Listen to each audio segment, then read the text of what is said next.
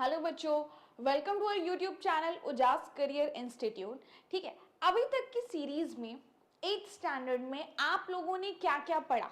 ठीक है, तो अभी तक जो है हम लोग हिस्ट्री पढ़े। हिस्ट्री में समझे कि कैसे हिस्ट्री जो है it is related to modern history, यानी कि ब्रिटिश के बारे में। ठीक है, सिविक्स के अंदर हम लोग एक चैप्टर पढ़े, आर इंडियन कॉन्स्टिट्यूशन। ठीक है, सिविक्स भी हमने पढ़ लिया, हिस्ट्री भी पढ़ लिया। अब बारी है आपकी पढ़ने की ज्योग्राफी। ठीक है, ज्योग्राफी सब्जेक्ट जो है आपकी उम्र के बच्चों को बड़ा इंटरेस्टिंग लगता है compared to civics in history. ठीक है, क्यों? ज्योग्राफी जो है उसमें हमें नई नई चीजें पता चलती है, नई नई चीजें जानने को मिलती है। ओके, चलिए तो आज हम लोग जो चैप्टर से स्टार्ट करने वाले हैं उसका नाम है नेचुरल रिसोर्सेस।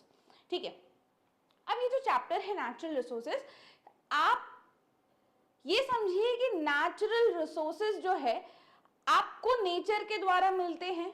उस रिसोर्स को हम किस तरीके से यूज करते आ रहे हैं, क्या क्या रिसोर्सेज हैं, किस तरीके से क्लासिफाइड है, किस किस तरीके के रिसोर्सेज होते हैं, ये सारी चीजें हम इस चैप्टर के अंदर सीखने वाले हैं। समझ में आया? ये चैप्टर में हम लोग बहुत डीप डिग इन करेंगे, डाइव करेंगे कि इसमें क्या क्या है। ठीक है, और ये चैप्टर, अच्छा बच्चों, ये जो आपको चैप्टर्स अभी आ रहे हैं ये सेम चैप्टर्स आपको आपके 10th स्टैंडर्ड के अंदर, ठीक है, बिगर वर्जन में मिलने वाला है।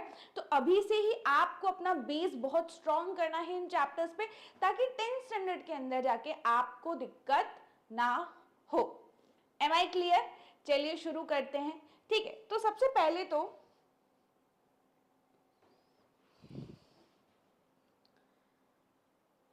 चलिए सबसे पहले एक चीज समझते हैं। ठीक है, रिसोर्सेज,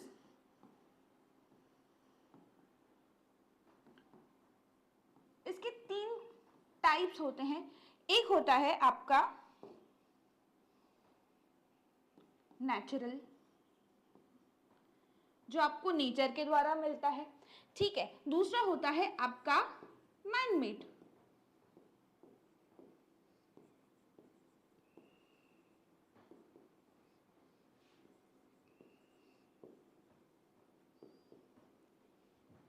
तीसरा होता है ह्यूमन रिसोर्स।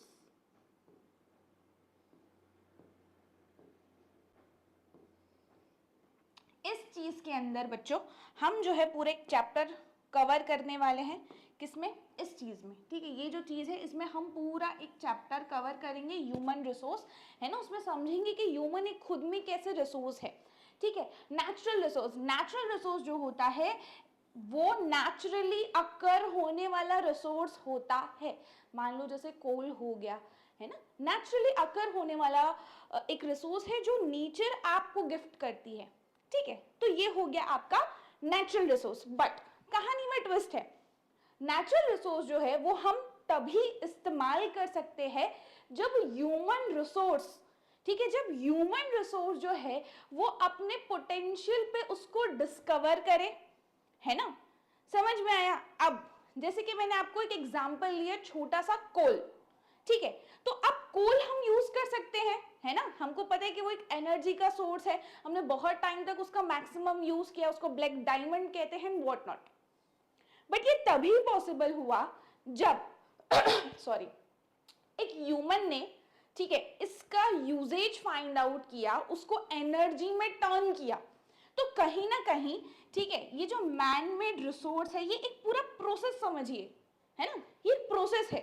कैसे?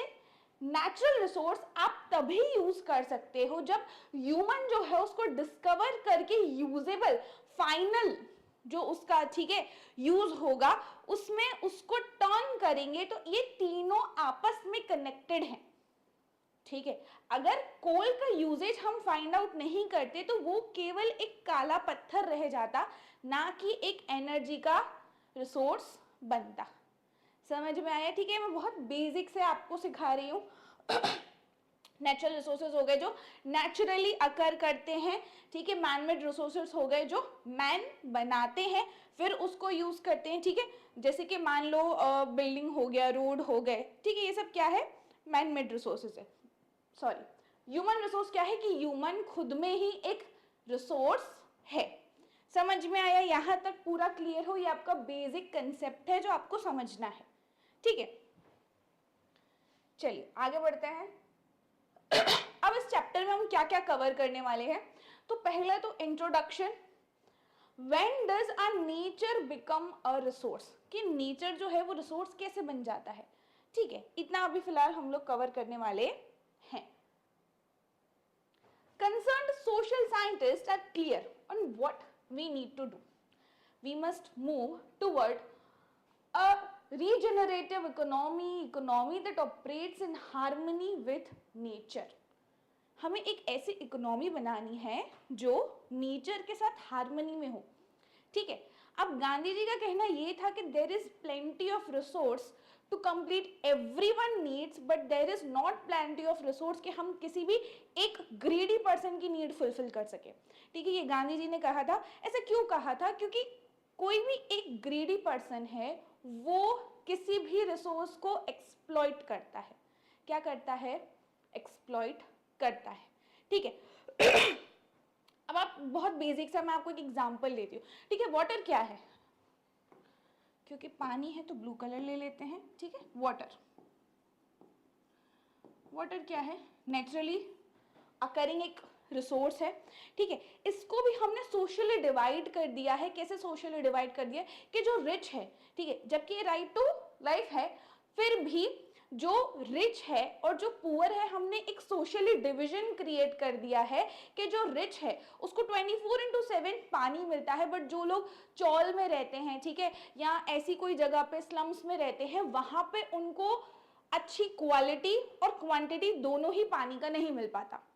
समझ में आया आपको? ये डिफरेंस समझ में आया बच्चों, है ना? तो यहाँ पे हमने क्या समझा कि हमने नेचुरल रिसोर्स को यूज करने के लिए भी हमें प्लानिंग लगेगी, हमें जो समझदारी से जुडिशियसली उसका यूज करना पड़ेगा। So regenerative economy that operates in harmony with nature, repurposing used resources, minimizing waste को minimize करना है, replenish करना है depleted resources को। we must return to innate wisdom of nature herself, है ना?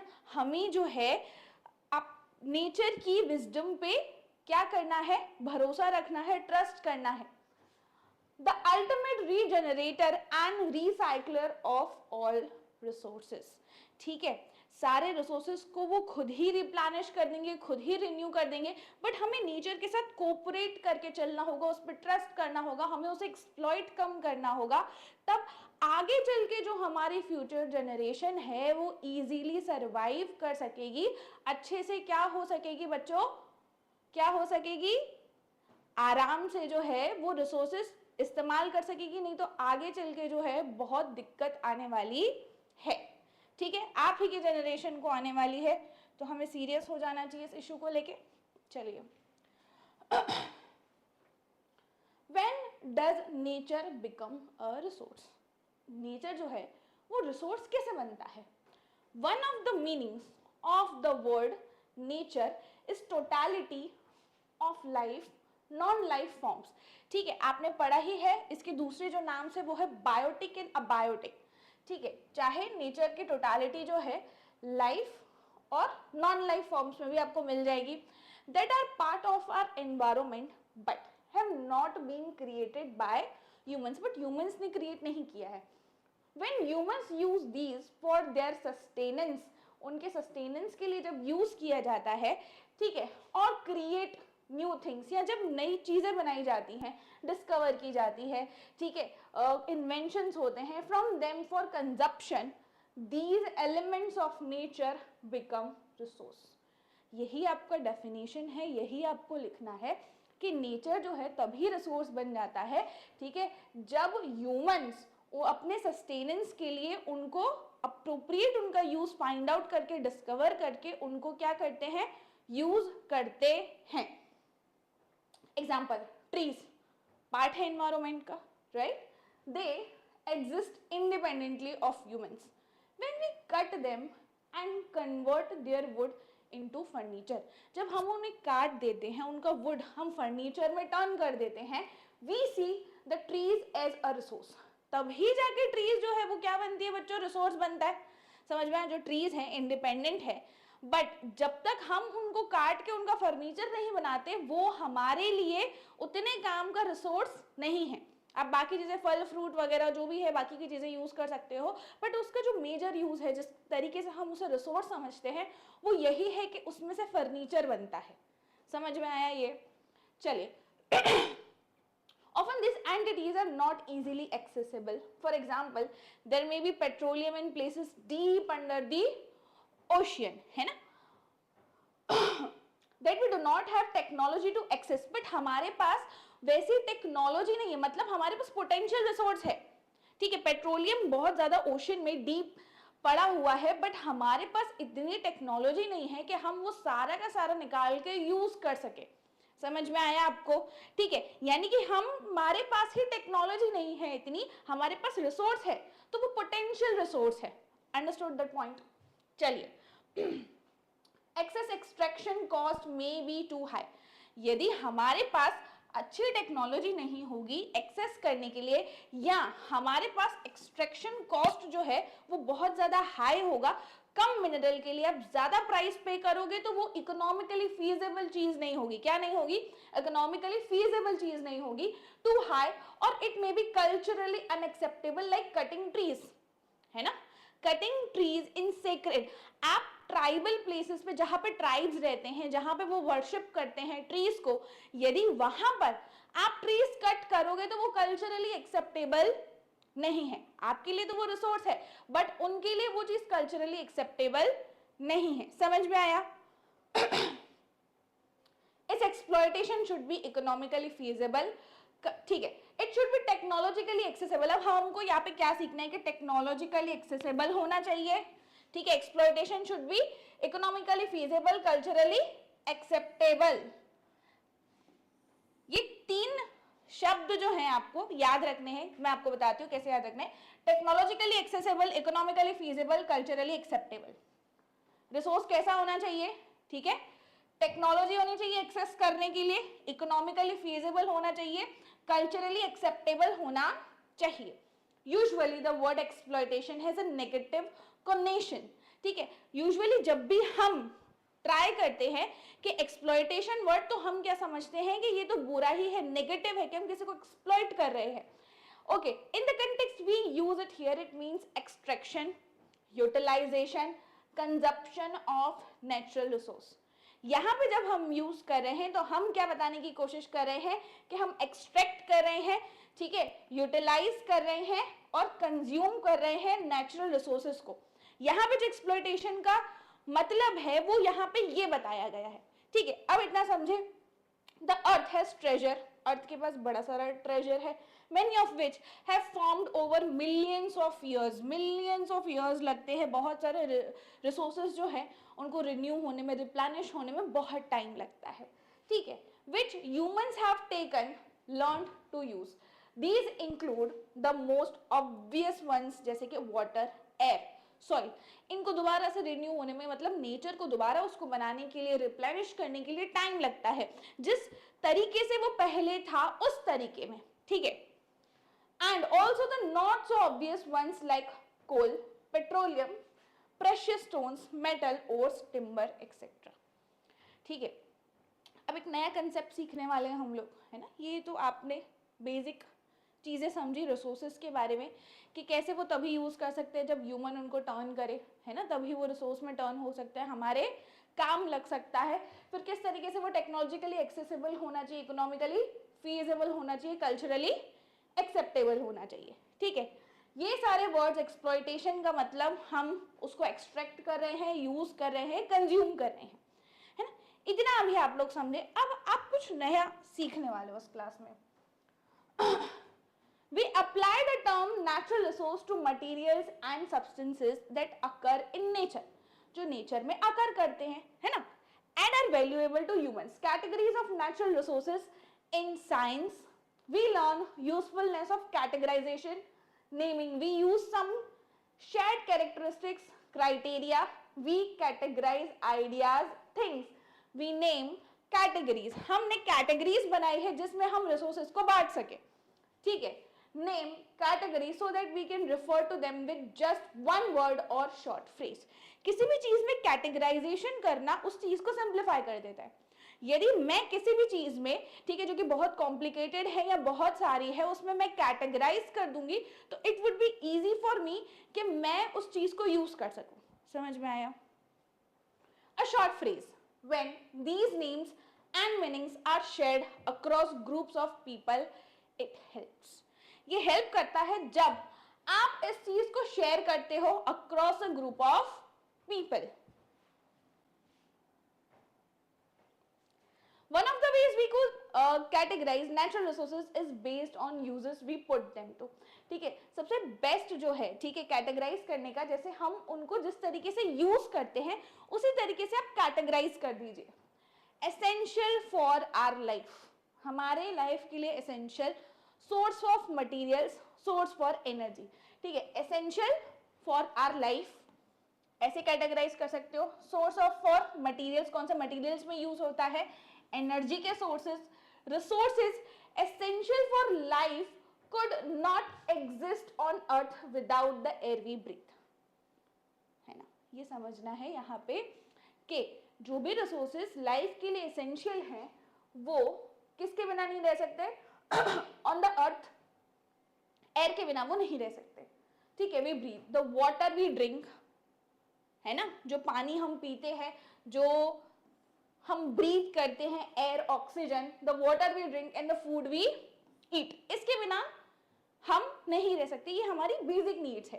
We take these from atmosphere, the river, the ponds and through the cultivation of soil or other living things.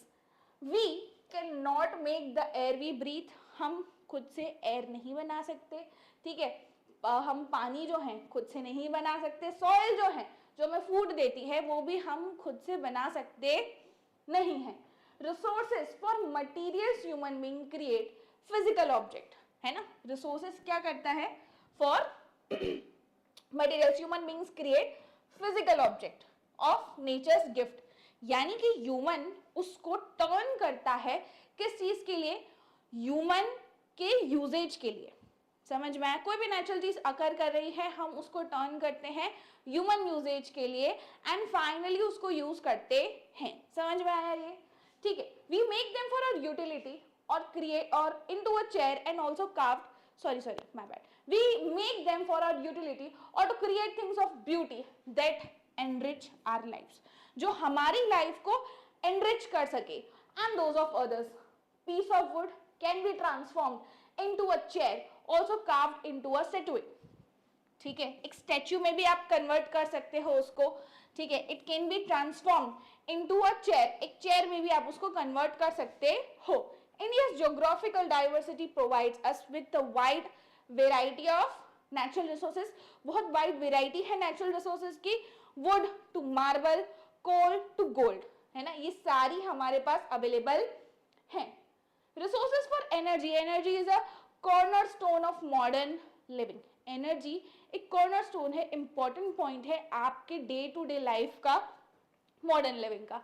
Electricity for our building, transportation, all types of production process. This energy can come from diverse natural resources sources जैसे कि coal, water, petroleum, natural gas, sunlight and wind. यहाँ तक clear हुए? ठीक है, ये सारी जो भी एनर्जी है ना, जो एनर्जी आपकी डे टू डे लाइफ का सबसे इंपॉर्टेंट पार्ट बनता जा रहा है, सबसे इंपॉर्टेंट पार्ट है. आप 2 दिन भी इलेक्ट्रिसिटी के बिना निकालना जो है वो आप सोचोगे नहीं, आपके लिए एक नाइटमेयर हो जाएगा कि आप इलेक्ट्रिसिटी के बिना अब नहीं रह सकते. वो हमारी डे टू डे लाइफ का एक बहुत बड़ा हिस्सा बन चुकी है. क्या? एनर्जी. समझ में आया आपको? ओके, ये जो नई चीज थी जिसके बारे में आपसे मैं बार बार बात कर रही थी कि कुछ नया सीखेंगे, कुछ नया सीखेंगे, तो क्या नया सीखेंगे? हम सीखने वाले हैं रिन्यूएबल एंड नॉन रिन्यूएबल. ठीक है,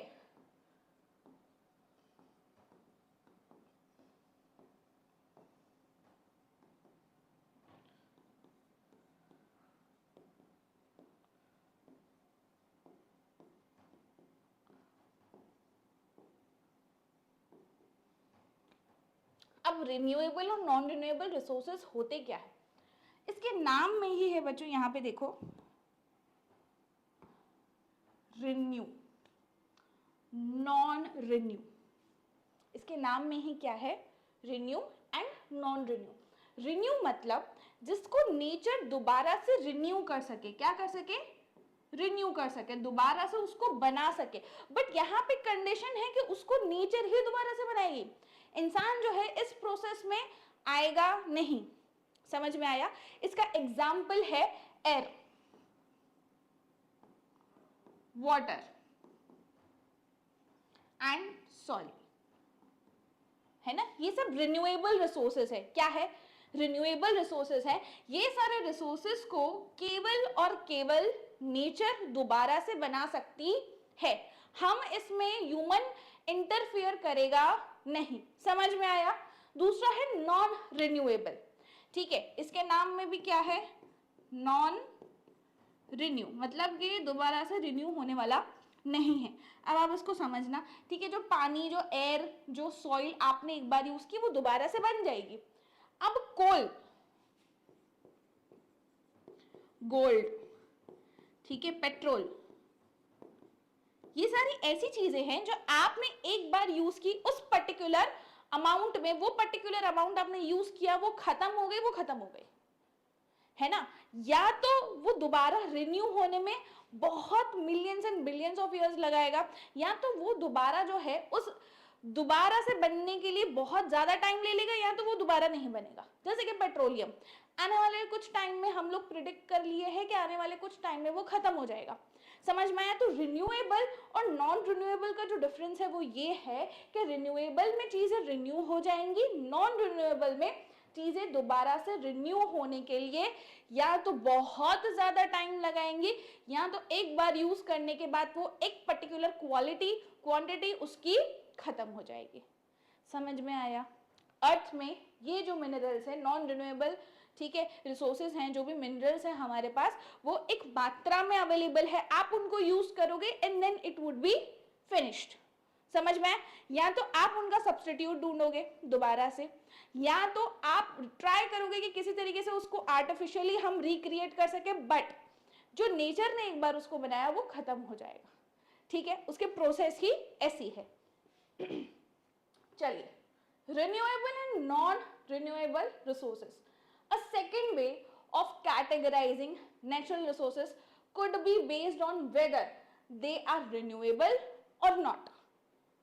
A general principle of nature is that it is functions in a restorative, यानी कि वो दोबारा से regenerate करता है, restore करता है, ठीक है, regenerative way. Restoration is the process of returning something to its original healthy state. जिस क्वालिटी क्वांटिटी में, जिस हेल्दी स्टेट में वो पहले था, उसको रिटर्न करना in healthy state. If it has been degraded और डैमेज्ड, नेचर हील्स, नेचर उसको हील कर देगी, renew and maintains herself over time. Cut on your skin, आपकी स्किन पे कट लगता है, छोटा सा लगता होगा, है ना, तो जो आपकी स्किन पे छोटा सा कट लगता है, आप दवाइयां जरूर यूज करोगे, ठीक है, ट्राई करोगे उसको जल्दी हील करे, बट एक्चुअली में आपकी बॉडी ही उसको हील करेगी, है ना। आपकी बॉडी के अंदर ऐसी चीजें हैं जो वो नेचर आपको खुद से हील कर देगा, आपकी बॉडी ही इस तरीके से बनी हुई है। समझ में आया आपको? ठीक है, आप सिर्फ वो प्रोसेस फास्टन कर सकते हो, विल नॉर्मली हील। एक फॉरेस्ट रिकवर हो जाता है वाइल्ड फायर के बाद, है ना, अमेज़न में आग लगी थी, आपको भी पता होगा, बट वो दोबारा से क्या हो गया, रीजेनरेट, रिन्यू हो गया, दोबारा से बन गया। नेचर ऐसा है। रीजनरेशन गोज बियॉन्ड रिस्टोरेशन, जो रीजनरेशन है वो रिस्टोरेशन से बहुत सेपरेट है। दोबारा से जनरेट होना और जो टूटी फूटी चीज है दोबारा से रिस्टोर हो जाएंगी, बट पूरी तरीके से नया बनना, वो है रीजनरेशन जो नेचर करती है। ठीक है, it is about nature's ability to create new life and the conditions for thriving. समझ में आया? जो कंडीशंस है थ्राइव करने की, ठीक है, दोबारा से नेचर क्या करती है, अपना करिश्मा दिखाती है कि कैसे मैं ये सारी चीजें क्या कर सकती हूँ, रीजेनरेट कर सकती हूँ। समझ में आया? यहाँ तक क्लियर है सबको? आपको कोई भी डाउट हो, आप कभी भी जो है कमेंट कर सकते हो, आपको उसका सोल्यूशन मिल जाएगा। renewable resources exhibit these characteristics over time. Most of India has abundant sunshine. हमारे पास क्या है, बहुत सारी सनशाइन है, ठीक है. In the natural course, rivers are India and the world, land and the people. ठीक है, हमारे पास बहुत सारी रिवर्स हैं, हमारे पास इनफ लैंड है, ठीक है, हमारे पास बहुत सारी चीजें हैं जिसको हम लोग क्या कर सकते हैं, लोग भी हमारे पास बहुत ज्यादा है जिसको हम लोग बहुत अच्छे से रिसोर्स की तरह यूज कर सकते हैं. अब देखिए, जब हमारे पास बहुत ज्यादा सनशाइन है तो हम उस सनशाइन को कैसे यूज कर सकते हैं बच्चों? बहुत सिंपल सी चीज है, हम उसमें से सोलार एनर्जी बना सकते हैं. क्या बना सकते हैं? Solar energy. ठीक है, अब हमारे पास जो लैंड है, जियोथर्मल पावर आपको पता होगा, प्लांट्स लगते हैं जिसमें से जो है जियोथर्मल एनर्जी हमें मिलती है जिसको हम कन्वर्ट करते हैं. ठीक है, बेसिकली जो हीट होती है ना लैंड के नीचे की, उसको हम लोग यूज करते हैं और उसमें से हम लोग एनर्जी में कन्वर्ट करके उसमें से इलेक्ट्रिसिटी जनरेट कर सकते हैं और भी बहुत सारी चीजें बना सकते हैं. तो हमारे पास क्या है, लैंड भी है. ठीक है, हमारे पास लैंड है, ठीक है, जिसमें से हम एनर्जी क्रिएट करके उसको यूज कर सकते हैं. समझ में आया? ठीक है, फिर हमारे पास क्या है, पीपल है. हमारे पास क्या है? पीपल. पीपल जो है हमारा ह्यूमन रिसोर्स है. ठीक है, कोई भी ह्यूमन जो है वो एजुकेटेड, हेल्दी होगा, वो आपका ह्यूमन रिसोर्स होगा, वो अर्न करेगा, वो आपकी कंट्री के अंदर जो है टैक्स पे करेगा, जीडीपी में कंट्रीब्यूशन करेगा, डेवलपमेंट लेकर आएगा, बहुत सारी चीजें करेगा. तो ये जो हम लोग रोते रहते हैं कि पीपल, हमारे पास बहुत ज्यादा पॉपुलेशन है, बहुत ज्यादा पॉपुलेशन है, ये चीज एक्चुअली में हम क्या कर सकते हैं, टर्न कर सकते हैं पॉजिटिव चीज में, उनको ह्यूमन रिसोर्स के अंदर कन्वर्ट करके हम इस्तेमाल कर सकते हैं उनका. समझ में आया? एंड हमारे देश को आगे बढ़ा सकते हैं. बट इसी चीज पे, पीपल पे जो सॉरी, ठीक है, हमारे पास जो पॉपुलेशन है उसको हम लोग नेगेटिव समझते हैं, हम लोग नेगेटिव ले जाते हैं. हम क्या बोलते हैं कि हमारे पास बहुत ज्यादा पॉपुलेशन है, इस वजह से इलिटरेसी है, इस वजह से हमारे पास जो है क्या है, अनएम्प्लॉयमेंट और व्हाट नॉट. बट यही चीज हमारा सॉल्यूशन हो सकती है. आपको बच्चों पता होगा, जापान ने अपना ह्यूमन रिसोर्स जो है वो इस तरीके से यूज किया है, मैक्सिमम यूटिलाइजेशन किया है ह्यूमन रिसोर्स का, कि नेचुरल रिसोर्सेज ना होने के बावजूद वो लोग बहुत डेवलप्ड है, बहुत आगे चलते हैं. समझ में आया? केवल और केवल उनके ह्यूमन रिसोर्स के बेसिस पे. ठीक है, इतना क्लियर हुआ सबको? यहां तक सबको क्लियर है? चलिए.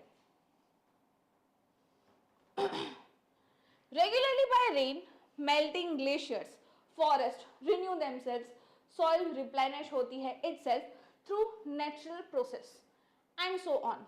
Solar energy आपका, wind energy, energy from flowing water. ठीक है, आप flowing water से सोलर एनर्जी यूज कर सकते हो, विंड एनर्जी यूज कर सकते हो, ठीक है, टर्बाइंस लगा के फ्लोइंग वाटर में से यूज कर सकते हो. Timber from forest are renewable resources as long as we are able to manage. जब तक हम उनको मैनेज कर सकते हैं एक सस्टेनेबल मैनर में. अब सस्टेनेबल रिसोर्स, ठीक है, सस्टेनेबल मैनर, सस्टेनेंस आपने आगे पढ़ा. ठीक है, सस्टेनेबल क्या होता है?